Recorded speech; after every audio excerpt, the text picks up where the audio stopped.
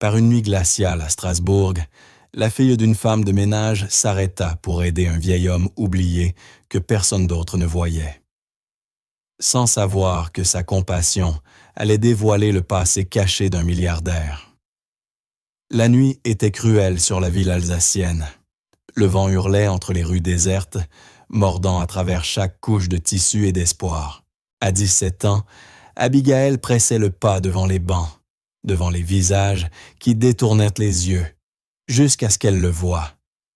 Un vieil homme grelottant, perdu, serrant contre lui une photographie fanée comme un souvenir refusant de mourir. « Monsieur, ça va ?» demanda-t-elle, son souffle se transformant en brume dans l'air glacé. « Je n'arrive plus à retrouver ma maison, » murmura-t-il. « Elle a une porte bleue et des rosiers. » Elle hésita, à un pas de garder son emploi, à un geste de tout perdre. Mais la gentillesse l'emporta.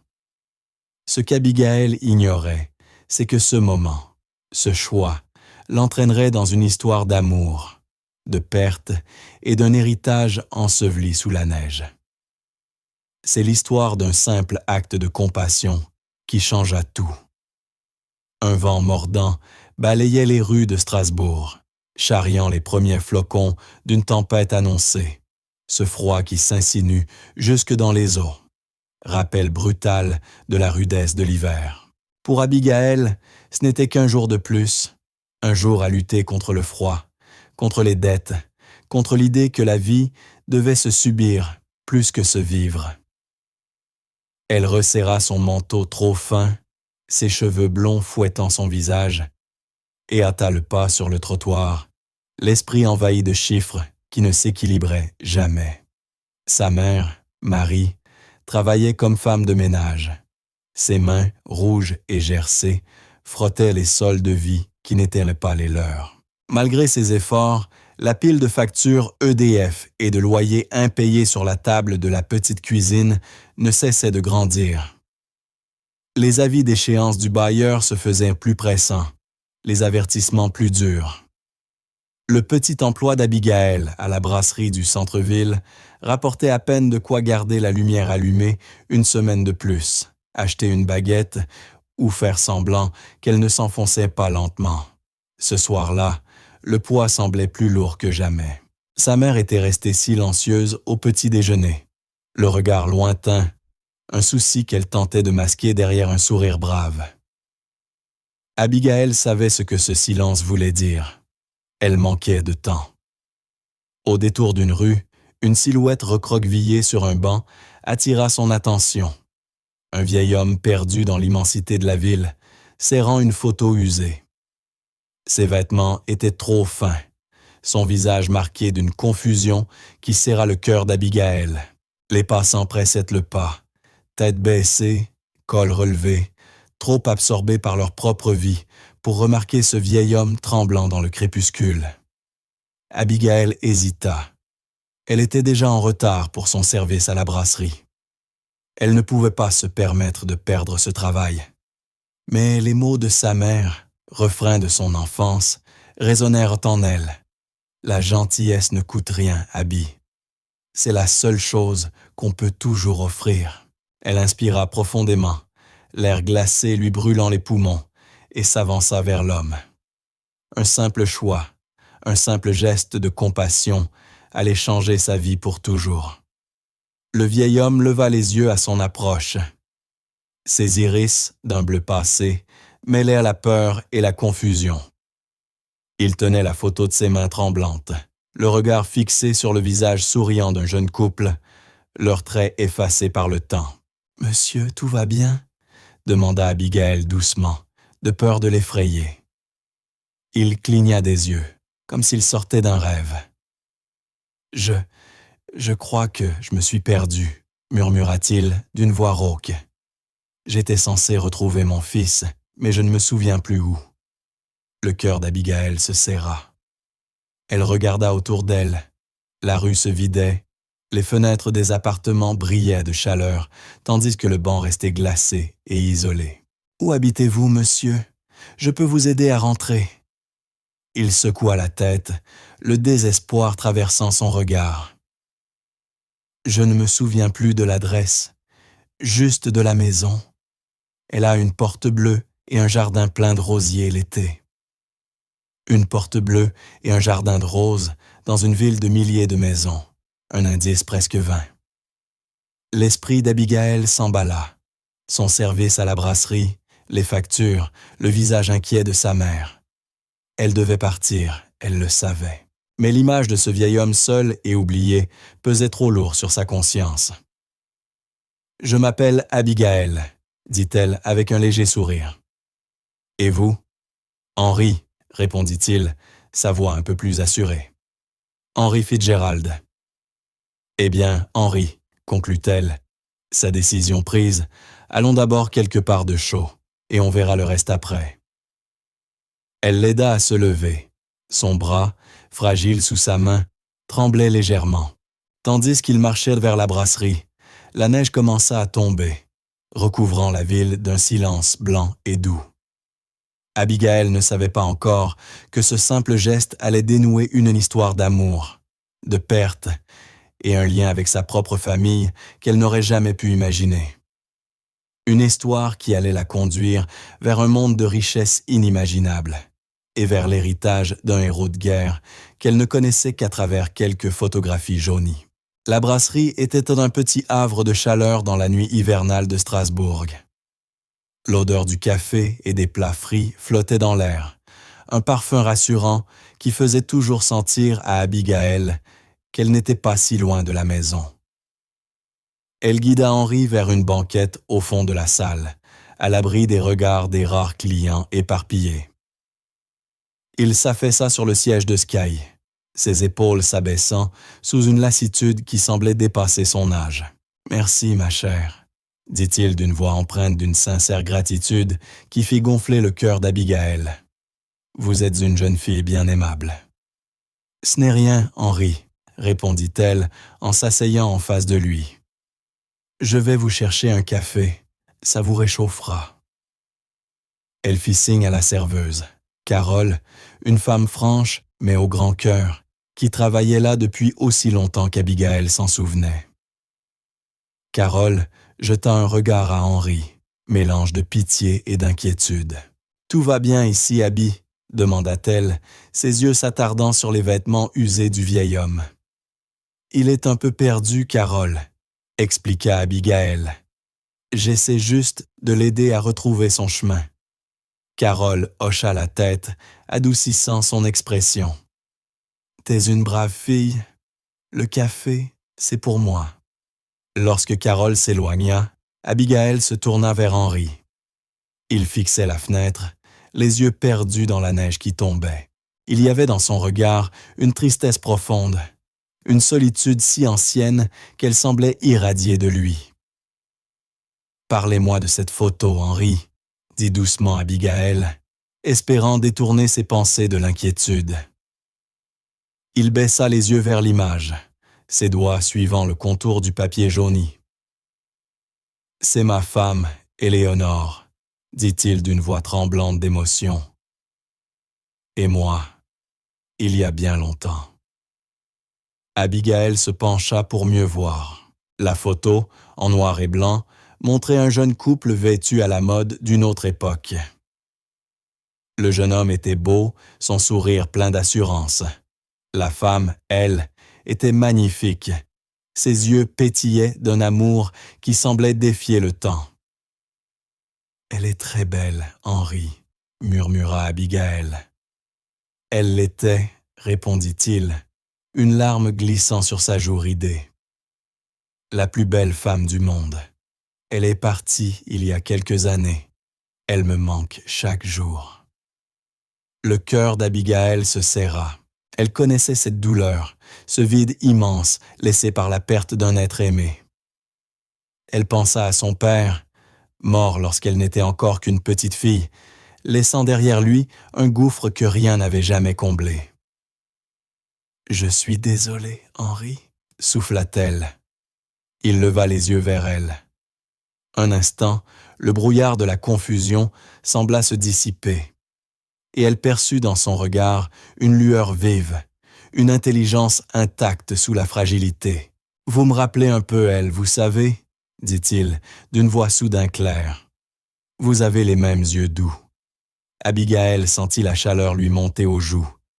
Elle n'était qu'une fille ordinaire, la fille d'une femme de ménage, luttant pour joindre les deux bouts. Être comparée à la femme radieuse de la photo lui semblait un compliment qu'elle ne savait comment recevoir.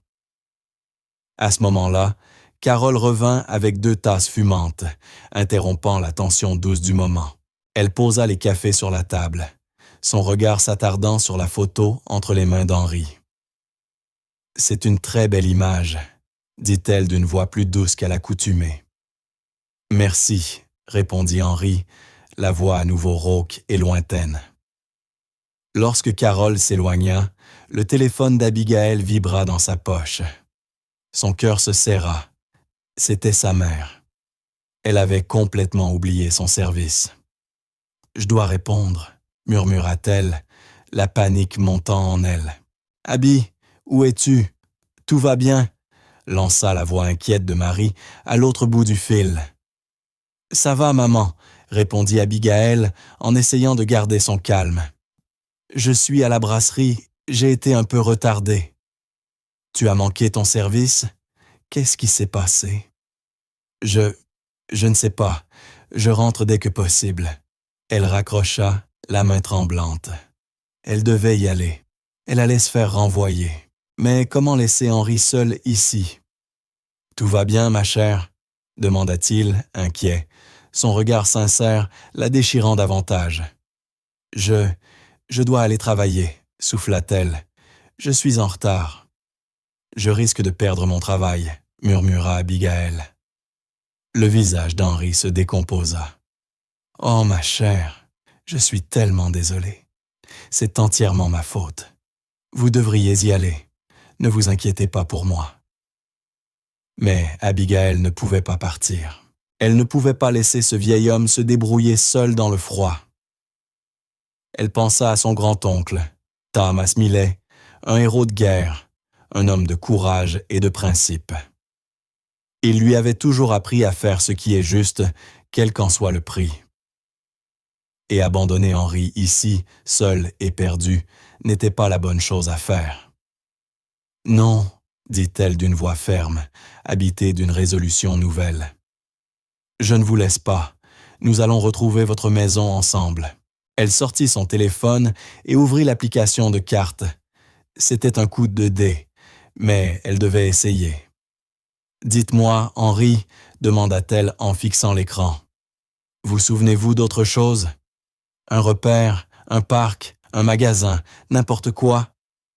Il ferma les yeux, le visage tendu de concentration. « Il y avait un pont, » dit-il lentement. « Un petit pont de pierre et une rivière. L'eau, elle était si claire. » Le cœur d'Abigail fit un bond. Elle connaissait ce pont. C'était de l'autre côté de la ville, dans le vieux quartier historique. C'était loin, mais c'était un début. « Je connais ce pont, Henri, » dit-elle, les yeux brillants d'un nouvel espoir. « Je crois que je sais où vous vivez. » Elle se leva, une énergie nouvelle parcourant ses veines. « Allons-y, » dit-elle en l'aidant à se redresser. Ils sortirent de la brasserie dans la nuit glaciale. La neige tombait plus fort à présent, recouvrant Strasbourg d'un manteau blanc immaculé. Le monde semblait suspendu. La ville, d'ordinaire animée, était devenue silencieuse sous la tempête. Alors qu'ils marchaient vers l'arrêt de tram, Abigail ne put s'empêcher de ressentir une étrange inquiétude. Elle s'enfonçait dans l'inconnu, aux côtés d'un homme qu'elle connaissait à peine, vers un lieu dont elle ignorait tout. Mais en même temps, une excitation discrète l'habitait, la sensation qu'elle était sur le point de vivre quelque chose d'important. Ce qu'elle ne savait pas encore, c'est que cette quête pour retrouver la maison d'Henri serait aussi un voyage dans son propre passé, un voyage qui dévoilerait un secret capable de bouleverser le destin de sa famille. un secret qui la relierait à un monde de richesse et de pouvoir qu'elle n'aurait jamais osé imaginer. Un secret qui prouverait que les plus grands trésors ne sont pas faits d'or ni d'argent, mais de bonté, de courage et de la force inépuisable du cœur humain. Le trajet en tram fut long et silencieux. Les lumières de la ville défilaient derrière les vitres embuées, la neige transformant tout en un décor de rêve. Henri était assis à côté d'elle, la tête posée contre la vitre froide, les yeux clos.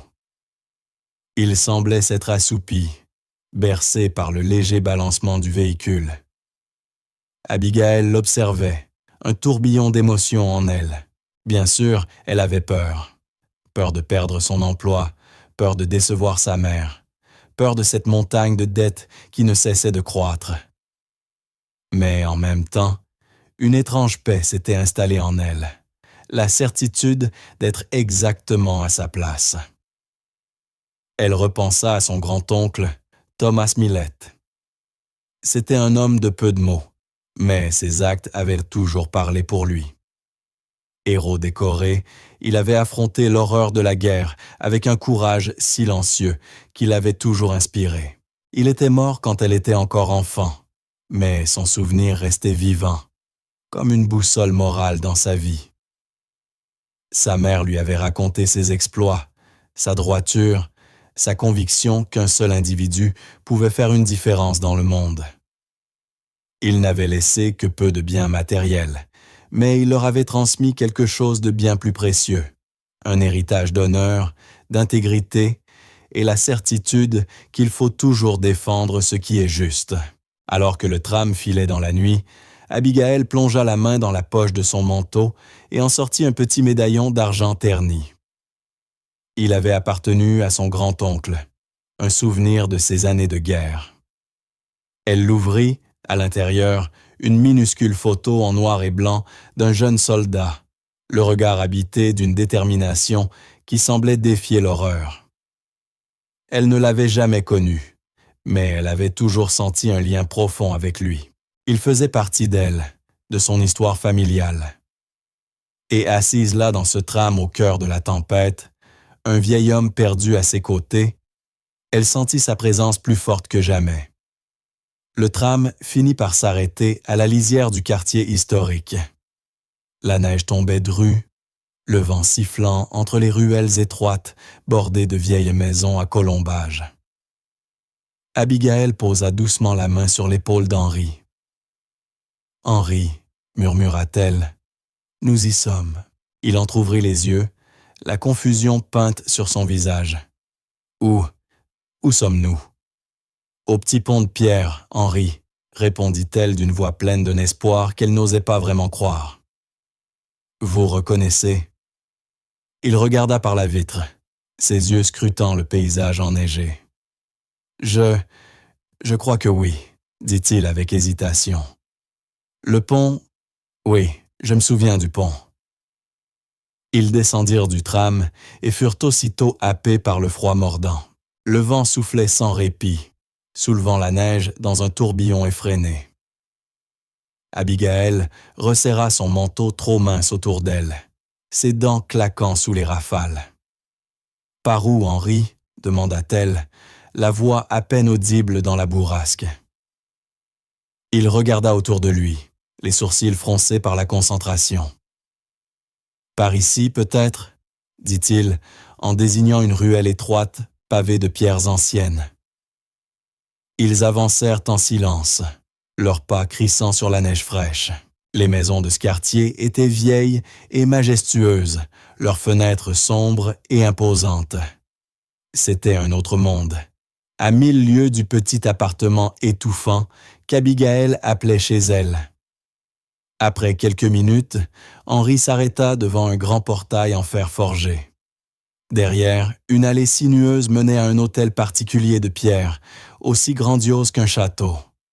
« C'est ici, » murmura-t-il, la voix tremblante d'émotion. « C'est ma maison. » Abigail resta bouche bée. Jamais elle n'avait vu une demeure pareille. Un palais de pierre et de verre, tout droit sorti d'un conte. « Vous vivez ici, Henri » demanda-t-elle, incrédule. Il hocha la tête avec un léger sourire. « Oui. » Il tendit la main vers la serrure, ses doigts maladroits cherchant le loquet. « C'est fermé, » soupira-t-il, la déception voilant ses yeux. « Je n'ai pas la clé. » Le cœur d'Abigaël se serra. Elles étaient allées si loin, pour rien, semblait-il. Elle allait proposer d'appeler la police quand une voiture noire de luxe, un DS9 aux vitres teintées, s'arrêta devant le portail. La vitre s'abaissa, révélant un homme en costume impeccable. « Je peux vous aider ?» demanda-t-il d'un ton froid et autoritaire. « Nous essayons d'entrer » balbutia Abigaël, se sentant soudain toute petite sous le regard scrutateur de l'homme. Celui-ci plissa les yeux en observant Henri. « Et vous êtes qui, au juste ?» demanda-t-il avec suspicion. « Je suis Henri Fitzgerald » répondit le vieil homme d'une voix tremblante. « J'habite ici. » L'homme esquissa un rictus, à moitié moqueur. « Vous devez vous tromper, monsieur. Monsieur Fitzgerald est un homme très important. Il ne se promène pas dans les rues de Strasbourg par une tempête pareille. » Il s'apprêtait à remonter la vitre lorsqu'il aperçut la photographie dans la main d'Henri. Son expression changea aussitôt, passant de l'ironie à la stupeur. « Où avez-vous trouvé ça ?» demanda-t-il, la voix teintée d'incrédulité. « C'est une photo de ma femme et moi », répondit Henri d'une voix tremblante. L'homme resta figé, les yeux allant de la photo au visage du vieil homme. On voyait qu'il peinait à comprendre ce qu'il voyait. « Monsieur Fitzgerald, est-ce vraiment vous ?» murmura-t-il. Henri hocha la tête, une larme roulant sur sa joue. L'homme s'empressa de déverrouiller le portail qui s'ouvrit dans un bref bourdonnement électronique. Il sortit de la voiture, le visage blême, partagé entre choc et soulagement. « Monsieur, nous vous cherchons partout !» dit-il d'une voix bouleversée, toute arrogance effacée. « Votre fils est fou d'inquiétude. » Il ouvrit la portière arrière et aida Henri à s'installer à l'intérieur avec une délicatesse respectueuse. Puis il se tourna vers Abigaël, ses yeux pleins d'un respect nouveau. « Merci, mademoiselle, » dit-il d'une voix sincère. « Vous venez de rendre un immense service à la famille Fitzgerald. » Il sortit une enveloppe épaisse de sa poche. « Prenez ceci, je vous en prie, pour vous dédommager. » Abigaël resta figée devant la somme d'argent. C'était plus qu'elle n'avait jamais vu, assez pour rembourser toutes leurs dettes et même davantage. Mais elle ne pouvait pas, cela lui semblait faux. « Non, merci, » dit-elle d'une voix ferme. « Je ne l'ai pas fait pour l'argent. » L'homme la regarda, surpris, ne trouvant rien à répondre. « Permettez au moins que je vous reconduise, » insista-t-il, la voix cette fois empreinte de chaleur. Abigaël hésita un instant, puis accepta. Elle était glacée et épuisée, et l'idée d'un long trajet retour en tram lui sembla insupportable. Elle monta à bord du véhicule, s'enfonçant dans les sièges de cuir souple. Un monde à part comparé aux banquettes du tram. Alors que la voiture s'éloignait du quartier de l'Orangerie, elle jeta un dernier regard au manoir, silhouette majestueuse sous la neige. Ce lieu appartenait à un univers dont elle n'avait fait qu'effleurer le rêve. Un monde dans lequel elle venait de pénétrer par hasard. Un monde dont elle découvrirait bientôt qu'il était bien plus lié à sa propre vie qu'elle ne l'aurait jamais cru. Le trajet du retour se déroula dans un flou de fatigue et d'incrédulité. Abigaël était épuisée. Son esprit peinait à assimiler les événements de la soirée. Elle était simplement sortie pour aider un vieil homme perdu et s'était retrouvée sur le seuil d'un milliardaire. C'était une histoire si invraisemblable, si irréelle, qu'elle semblait sortie d'un rêve. L'homme en costume, qui s'était présenté sous le nom de M. Davex, resta silencieux pendant presque tout le trajet. Il paraissait aussi abasourdi qu'elle, encore secoué par la découverte de son patron, le mystérieux et influent Henry Fitzgerald, errant dans les rues enneigées de Strasbourg. Lorsqu'ils arrivèrent enfin devant son immeuble, Abigail sentit une pointe de honte. Le bâtiment était vieux et délabré, la peinture écaillée, les fenêtres ternies par la crasse.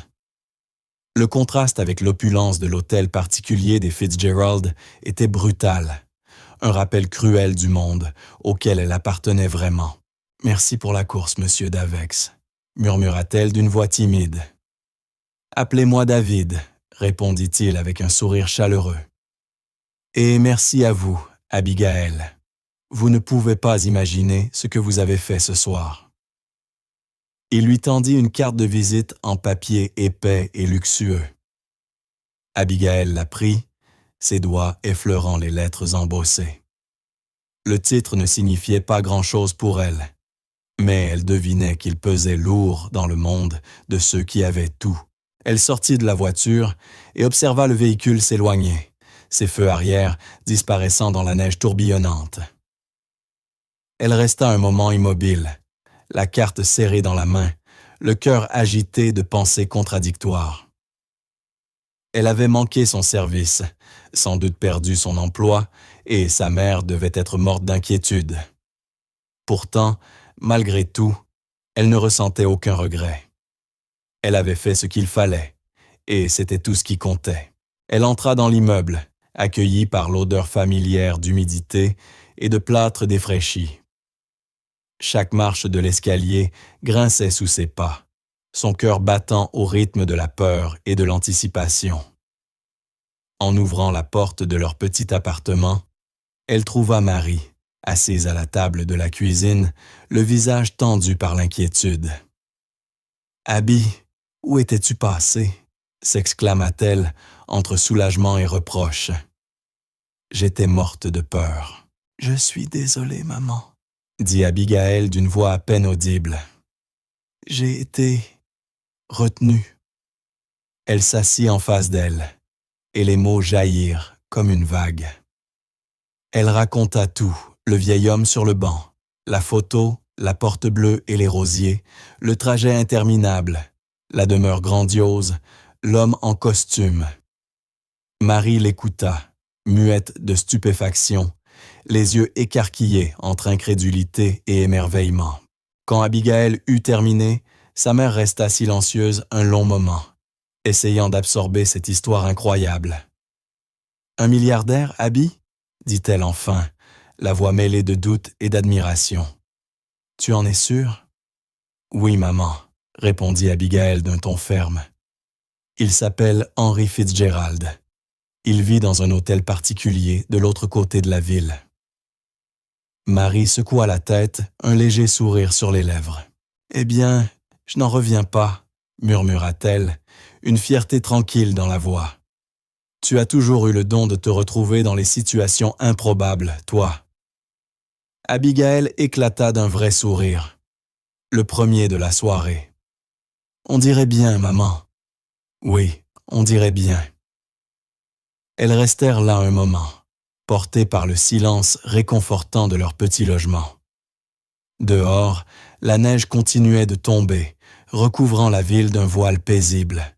Plus tard, en se préparant à dormir, Abigail ne put s'empêcher de penser à Henry Fitzgerald.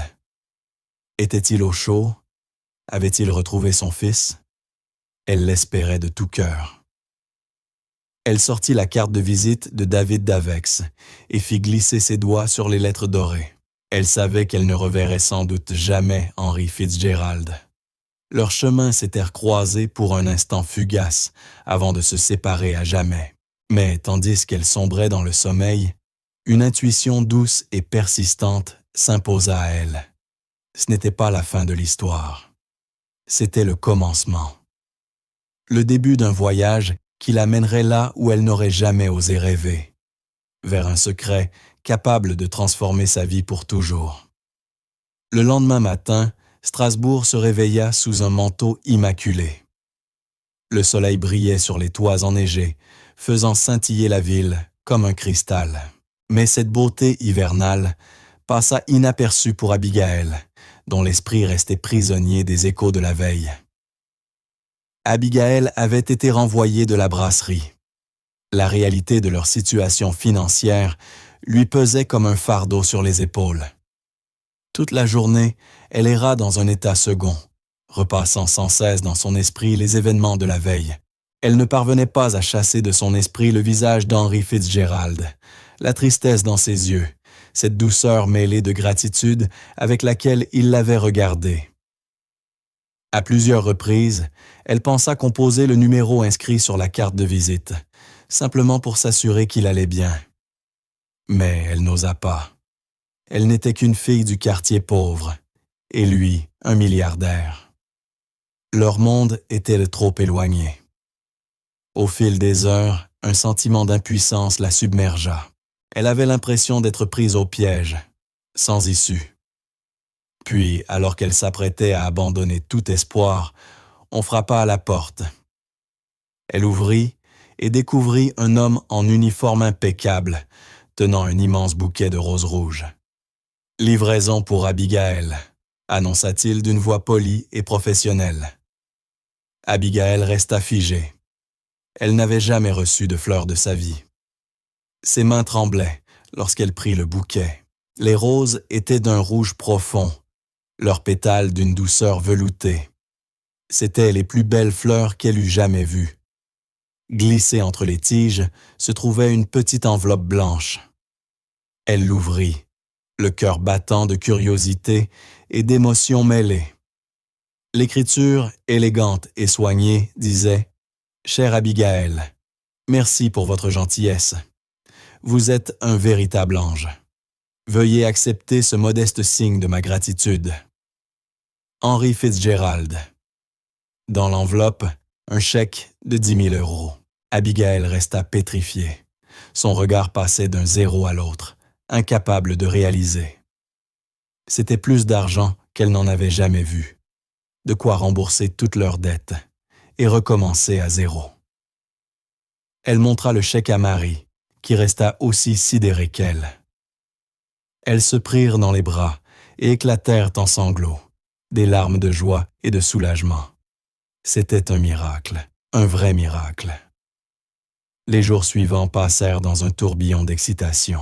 Elles payèrent leurs dettes, achetèrent quelques vêtements neufs, commencèrent même à chercher un nouvel appartement.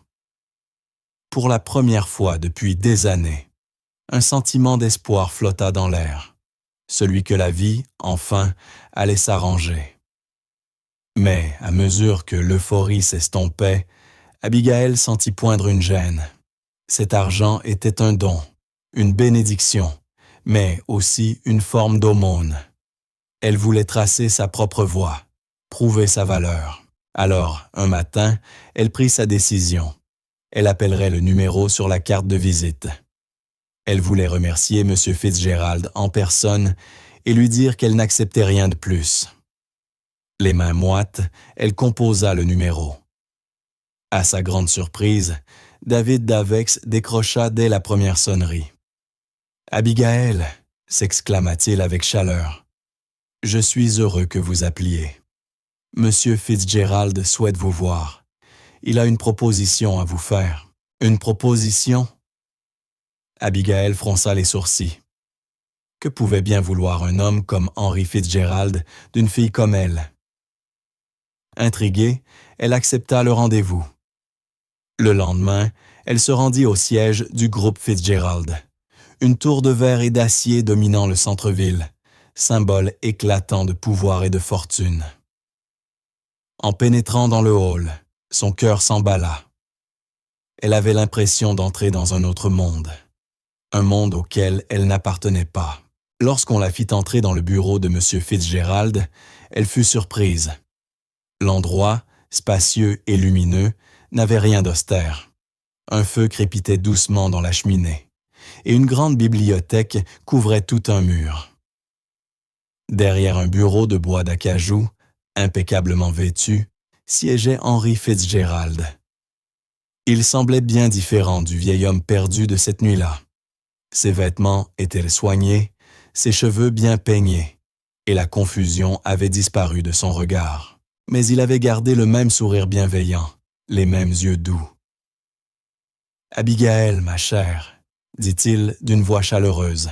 « Asseyez-vous, je vous en prie. » Elle obéit, les mains jointes sur ses genoux, le cœur battant. Elle ressentait un étrange mélange d'émotion et d'admiration, mais pas de peur. La bonté tranquille d'Henri la mettait à l'aise. « Je voulais encore vous remercier pour ce que vous avez fait, » dit-il avec sincérité. « Vous m'avez sauvé la vie, Abigail, et pour cela, je vous serai éternellement reconnaissant. »« Ce n'était rien, monsieur Fitzgerald, » murmura-t-elle. « Appelez-moi Henri, » corrigea-t-il avec un sourire. Et ce n'était pas rien, c'était tout. Il se pencha légèrement vers elle, le regard fixé dans le sien. « Abigail, j'ai une proposition à vous faire. » Elle cligna des yeux, déconcertée. « Une proposition? » ?»« Oui, j'aimerais que vous veniez travailler pour moi. » Abigail resta bouche bée. « Travailler? Pour vous?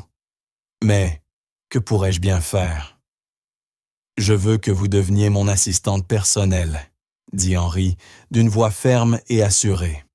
« J'ai besoin de quelqu'un pour m'aider dans ma correspondance, organiser mon emploi du temps, m'accompagner à mes rendez-vous. J'ai besoin de quelqu'un en qui je peux avoir confiance. Et cette personne, c'est vous, Abigail. » Elle resta sans voix. C'était une opportunité incroyable. Travailler pour l'un des hommes les plus puissants du pays. Mais elle n'était qu'une fille du quartier pauvre, sans diplôme, sans expérience. « Je ne sais pas quoi dire, » balbutia-t-elle. « Dites oui, » répondit-il doucement, d'un ton à la fois ferme et bienveillant. « Dites oui, et je vous promets que vous ne le regretterez pas. » Elle plongea son regard dans le sien. Elle y vit un homme qui croyait en elle, qui voyait quelque chose qu'elle-même ne soupçonnait pas. Et, à cet instant, elle sut qu'elle devait accepter. « Oui, » dit-elle d'une voix claire. « Oui, j'accepte. » Un large sourire illumina le visage d'Henri. « Excellent, » déclara-t-il, les yeux pétillants. « Je savais que vous étiez une jeune femme intelligente. » Ainsi commença un nouveau chapitre dans la vie d'Abigail. Elle s'installa dans un petit appartement d'un quartier agréable de Strasbourg et débuta son travail auprès d'Henri Fitzgerald. C'était un monde à 1000 lieues de son existence précédente. Un univers de luxe et de privilèges qu'elle n'avait connu qu'à travers les vitrines ou les journaux. Mais, en apprenant à connaître Henri, elle découvrit qu'il n'était pas comme les autres riches qu'elle avait imaginés. C'était un homme bienveillant et simple, un homme qui n'avait jamais oublié d'où il venait. Il lui parlait de son enfance modeste, des obstacles qu'il avait surmontés, et surtout de l'amour de sa vie, sa femme Éléonore. Il évoquait aussi la guerre, les amis qu'il y avait perdus, les sacrifices qu'il avait dû faire. En l'écoutant, Abigail sentit naître entre eux un lien profond qui dépassait la relation de travail. C'était une amitié sincère, faite de respect mutuel, d'écoute et d'une compréhension partagée de ce que signifiait la bonté et la compassion. Un après-midi, alors qu'ils feuilletaient ensemble de vieilles photos, Henri sortit d'un album une image d'un jeune soldat. Le cœur d'Abigail fit un bond. C'était le même soldat que dans le petit médaillon de son grand-oncle. « Qui est-ce, Henri ?» demanda-t-elle d'une voix tremblante. Henri eut un souffle ému. « C'est mon meilleur ami, Thomas. Nous avons combattu ensemble pendant la guerre. Il m'a sauvé la vie. » Abigail sentit son esprit vaciller. Thomas, son grand-oncle Thomas, ce n'était pas possible. Elle sortit précipitamment son médaillon et le montra à Henri. Il le prit, les yeux écarquillés par la stupeur. « Où avez-vous trouvé ceci ?» murmura-t-il. « C'était à lui, à mon grand-oncle. Il s'appelait Thomas. Henri la fixa, la voix tremblante. « Abigail, quel était le nom de famille de votre grand-oncle? » « Millet, » répondit-elle à voix basse. « Thomas Millet. » Le visage d'Henri devint livide. Il se laissa tomber dans son fauteuil, la main sur le cœur. « Thomas Millet, » souffla-t-il, bouleversé. « Cela fait des années que je cherche sa famille. » Il leva les yeux vers elle, empli d'une gratitude et d'une tendresse si profonde qu'ils lui tirèrent des larmes. « Ce n'était pas un hasard, Abigail, » dit-il d'une voix étranglée. « C'était le destin. C'est Thomas qui nous a réunis depuis là-haut. » Et Abigail sut qu'il avait raison. Ce n'était pas une coïncidence. C'était un miracle, celui qui l'avait mené vers cet homme, cette vie nouvelle, cette vérité enfouie. Une vie qui témoignait du pouvoir de la bonté, de la force de l'esprit humain et de l'héritage indestructible d'un héros de guerre. Son grand-oncle, qui lui avait appris, même à travers les générations, que les plus grands trésors ne sont pas faits d'or ni d'argent, mais d'amour, de courage et de la conviction qu'une seule personne peut changer le monde. « Je n'arrive pas à y croire, » murmura-t-elle, la gorge serrée. « Moi non plus, » répondit Henri, d'une voix basse et émue. « 50 ans que je le cherche. Après la guerre, nous avons perdu contact. Je suis revenu dans un monde qui avait changé, et lui aussi. J'ai essayé de le retrouver. J'ai écrit à chaque famille, Millet de sa région, mais toutes mes lettres me sont revenues. J'ai cru que je ne saurais jamais ce qu'il était devenu. » Il inspira profondément, maîtrisant son émotion. C'était l'homme le plus brave que j'ai jamais connu, Abigail. Il m'a sauvé la vie, plus de fois que je ne saurais le dire. Je me souviens d'une nuit, dans les Vosges. Les bombardements étaient incessants. Nous étions coincés, tout un peloton pris sous le feu. Thomas, il a neutralisé à lui seul un nid de mitrailleuses qui nous tenait piégés. Il a été blessé, mais il n'a jamais reculé. C'était un héros. Abigail écoutait, fascinée. Elle avait entendu parler du courage de son grand-oncle, mais jamais ces histoires ne lui avaient apparu aussi réelles. À présent, elle prenait vie, dans la voix d'un homme qui avait connu cet héroïsme de près et qui, des décennies plus tard, en parlait encore avec des larmes dans les yeux. L'entendre de la bouche d'un homme qui avait été là, qui avait vu le courage de Thomas de ses propres yeux, rendait tout cela réel. Une fierté immense envahit Abigail, si forte qu'elle en eut le cœur serré. « Il ne parlait jamais de la guerre, » murmura-t-elle. Ma mère disait qu'il était revenu changé, plus silencieux, plus réservé. Il portait en lui une tristesse, un poids qu'il n'a jamais partagé avec personne. Henri acquiesça, le regard perdu dans le vide. Nous étions tous comme ça. La guerre, elle vous prend quelque chose. Une partie de votre âme que vous ne retrouvez jamais. Mais Thomas, lui, n'a jamais perdu sa bonté, jamais sa compassion. Même au milieu de l'enfer, il veillait toujours sur les autres, toujours prêt à aider celui qui en avait besoin. Il tourna vers elle un sourire empreint de tendresse. « Tout comme vous, » dit-il d'une voix douce. « Vous avez son cœur, Abigail, son cœur généreux et compatissant. » Dans les semaines qui suivirent, une nouvelle routine s'installa. Abigail n'était plus seulement l'assistante personnelle d'Henry Fitzgerald. Elle était devenue sa confidente, sa compagne d'âme, son lien vivant avec un passé qu'il croyait perdu à jamais. Ils passèrent des heures ensemble, à feuilleter de vieilles photos, à partager des souvenirs, à reconstituer pas à pas l'histoire de l'homme qui les avait unis. Abigail découvrit alors un autre visage d'Henri. Comme son grand-oncle, il venait d'un milieu modeste. Il avait bâti son empire à la force de sa volonté et de son travail, sans autre ressource qu'un rêve et une détermination inébranlables. C'était un self-made man, un symbole de persévérance. Mais jamais il n'avait oublié d'où il venait.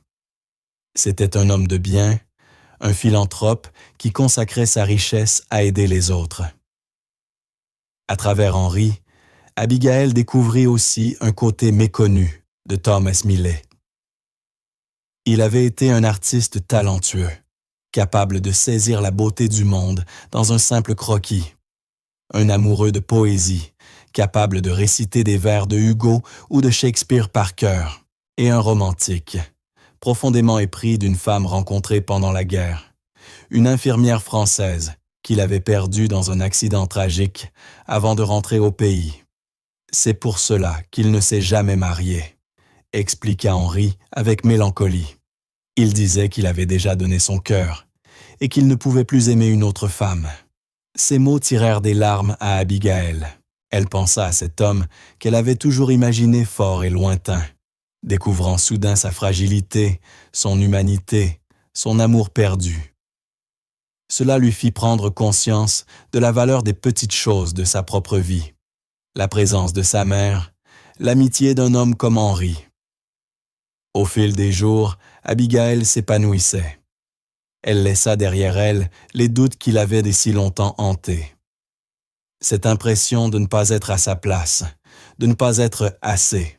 Elle découvrit en elle une force nouvelle, une confiance, une vocation. Elle n'était plus la fille de la femme de ménage. Elle était devenue une jeune femme pleine d'avenir, qui contribuait à changer le monde autour d'elle.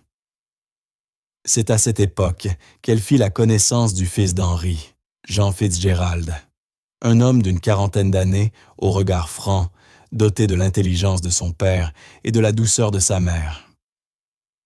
Au début, Jean s'était montré méfiant. L'arrivée soudaine d'Abigail dans la vie d'Henry éveillait ses soupçons. Mais peu à peu, en voyant l'effet qu'elle avait sur lui, la lumière revenue dans son regard, la joie retrouvée dans sa voix, sa méfiance fit place à la reconnaissance, puis à une affection sincère. « Vous lui avez fait un cadeau, Abigail, » lui confia-t-il un jour. « Vous lui avez rendu son passé. Vous lui avez rendu une partie de lui-même. » Mais tout le monde n'accueillit pas sa présence avec autant de bienveillance. Le conseil d'administration du groupe Fitzgerald, composé d'hommes puissants et influents, voyait en elle une menace. Pour eux, elle n'était qu'une jeune femme sans place dans leur univers. Une intruse, peut-être une manipulatrice. Ils murmuraient dans son dos, répandaient des rumeurs, questionnaient ses intentions. Le meneur de cette hostilité était Arthur Vasseur, un cadre ambitieux et impitoyable, bras droit d'Henry depuis des années. Il voyait en Abigail un obstacle à son ascension, une menace à son contrôle sur l'entreprise. Et il était prêt à tout pour la faire partir. Le conflit éclata lors d'une réunion cruciale du Conseil. Henry présentait un nouveau projet, une fondation caritative dédiée aux anciens combattants et à leurs familles. C'était un projet profondément personnel pour Henry Fitzgerald, une manière d'honorer la mémoire de son ami Thomas Millet. Mais Vance et sa faction s'y opposaient farouchement.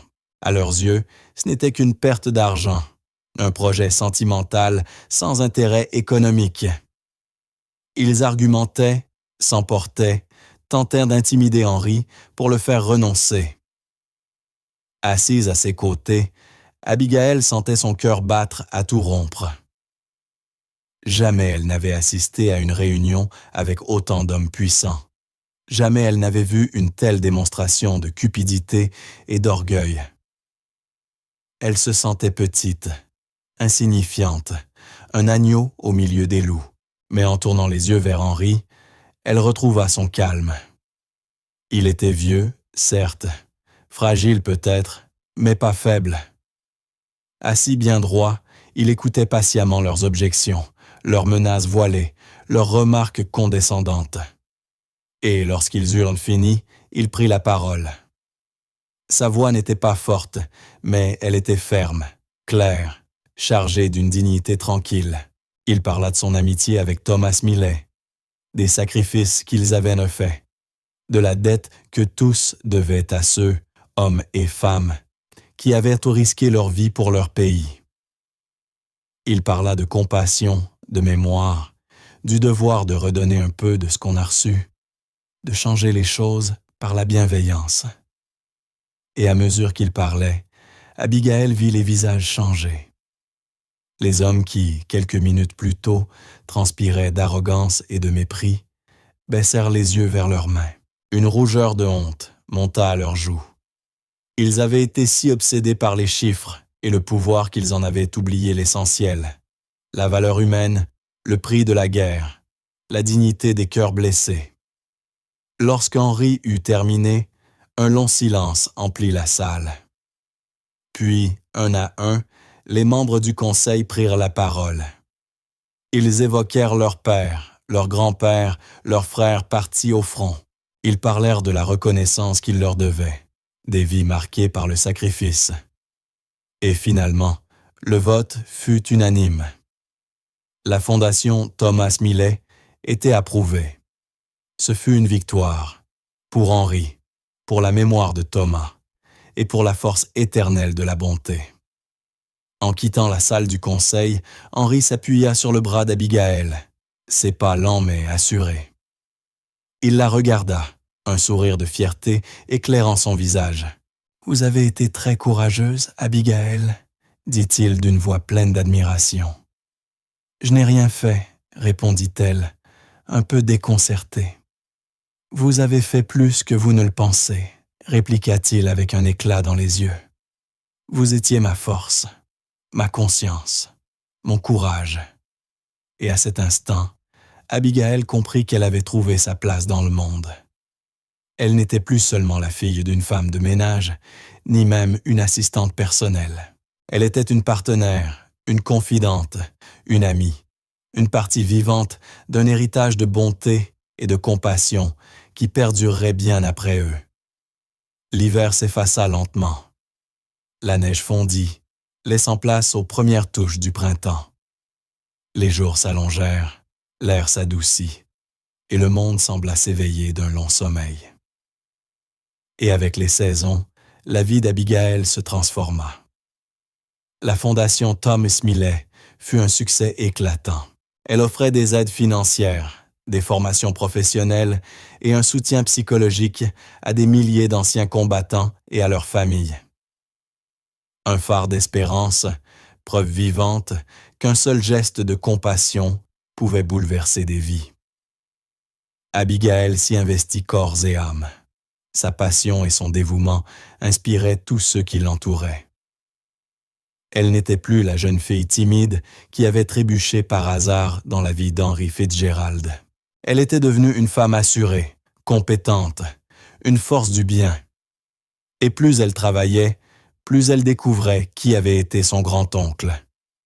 Un homme d'intégrité, fidèle à ses convictions, prêt à se battre pour ce qu'il jugeait juste. Un défenseur des faibles, un protecteur des oubliés. Elle comprit alors qu'elle ne faisait pas que rendre hommage à sa mémoire. Elle prolongeait son héritage. Elle portait désormais la flamme qu'il lui avait transmise, celle de la bonté, de la compassion et de la foi inébranlable qu'un seul être humain peut, par son courage et sa bienveillance, changer le monde.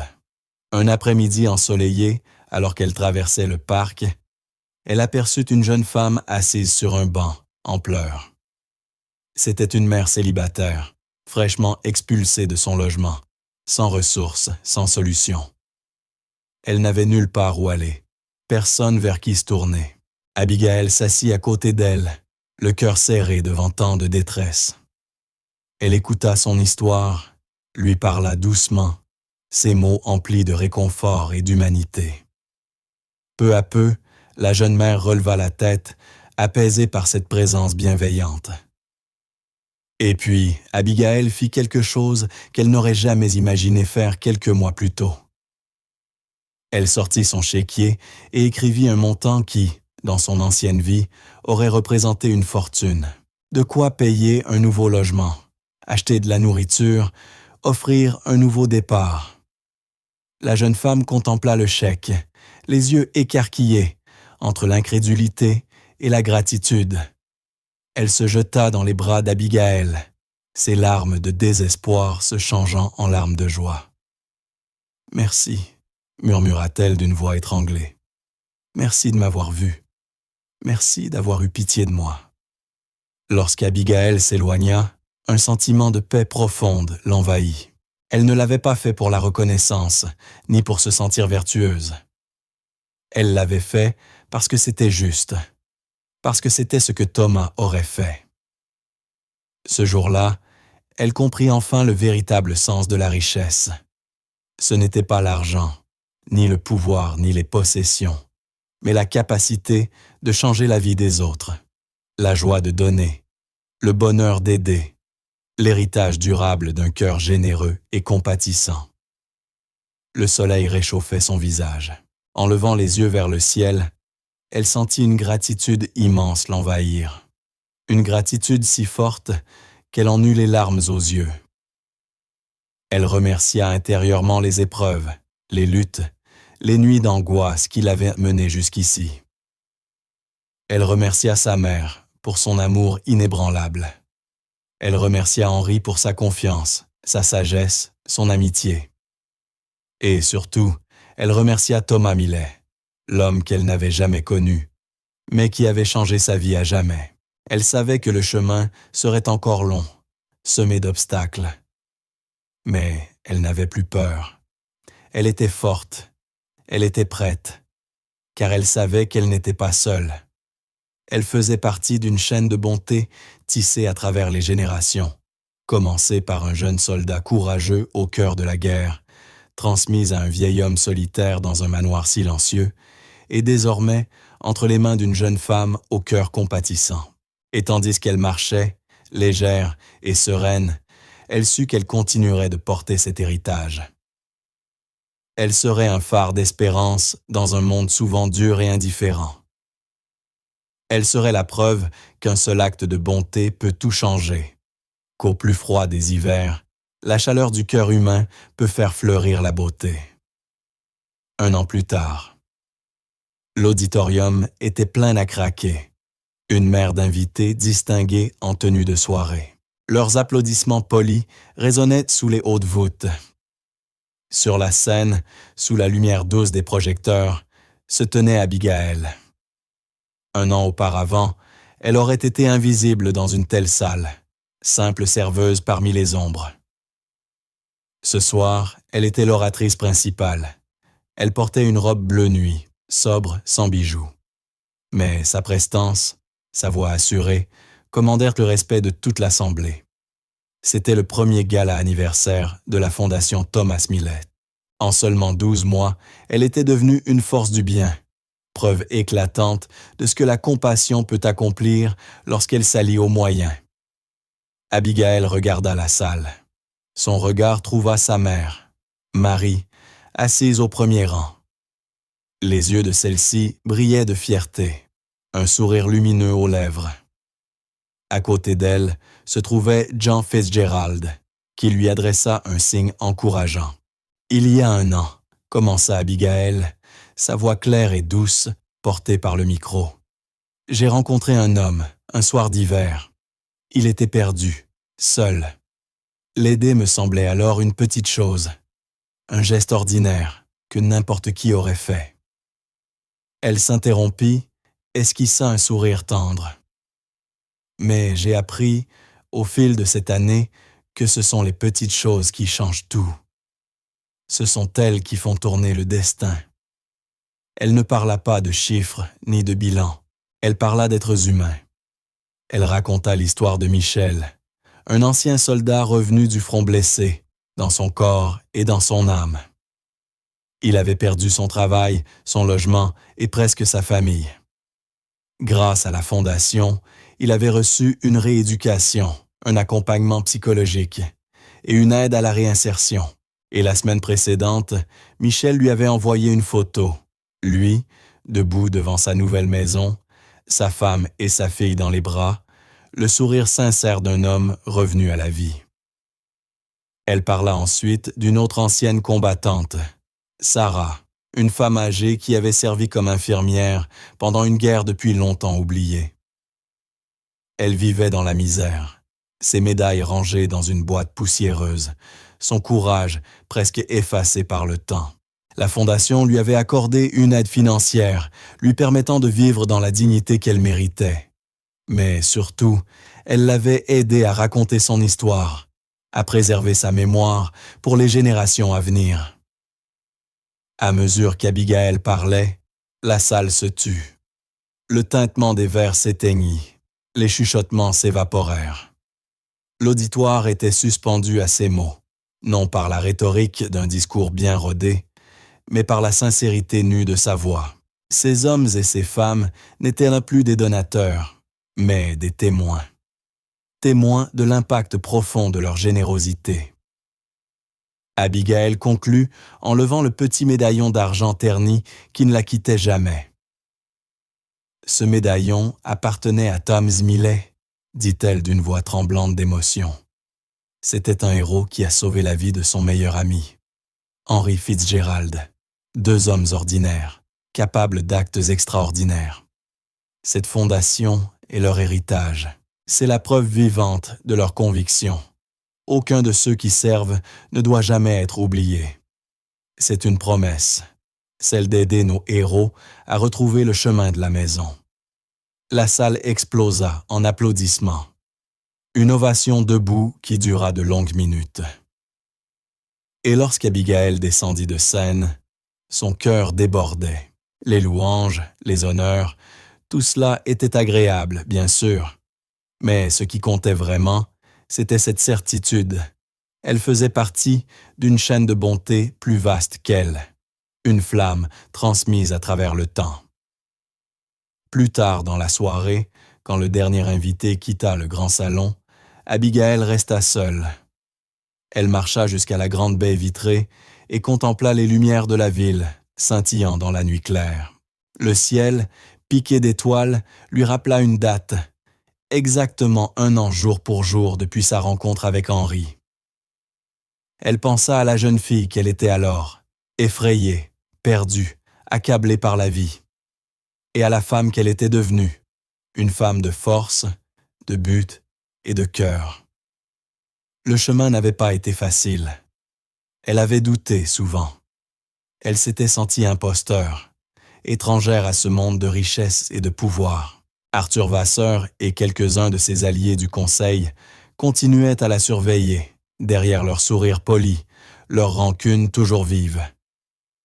Mais elle avait appris à tenir tête, à défendre ses convictions, à parler sans trembler. Elle avait pour guide les lettres et les journaux d'Henry. Dans ses mots, elle puisait le courage de continuer.